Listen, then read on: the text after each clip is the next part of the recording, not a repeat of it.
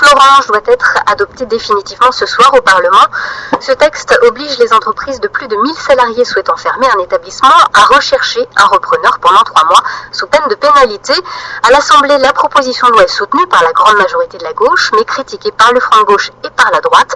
Et pour le patronat, ce texte est inutile, comme l'explique Jean Martinez, avocat en droit social et conseil pour les entreprises. Elle participe à une sorte d'effet souricière, puisque l'investisseur souhaitant s'installer en France se verra menacé de payer une contribution égale à jusqu'à 20 SMIC s'il souhaite se désengager.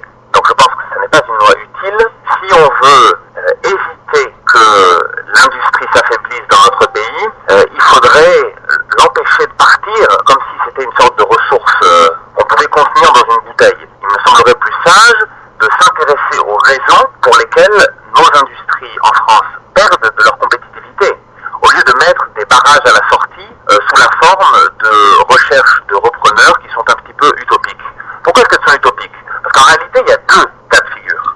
Il y a le cas de figure où l'abandon d'un établissement correspond à l'abandon d'une activité tout entière. À ce moment-là, d'expérience, on sait que c'est dans l'intérêt même des entreprises de rechercher un repreneur comme alternative au licenciement, pour éviter les coûts d'un licenciement. Et dans ces cas-là, la recherche de repreneurs se fait naturellement. Et il y a d'autres cas dans lesquels la fermeture d'un établissement correspond à une réallocation de moyens pour poursuivre la même activité. Et dans ce cas-là, il n'y aura pas de reprise. Il n'y a pas de reprise possible. Donc cette loi participe peut-être de bonnes intentions, mais qui ne risque pas d'aboutir à des résultats très probants. Je crois qu'il faut s'intéresser avant tout à la manière d'attirer des investissements. Jean Martinez répondait à Annabelle Grelier.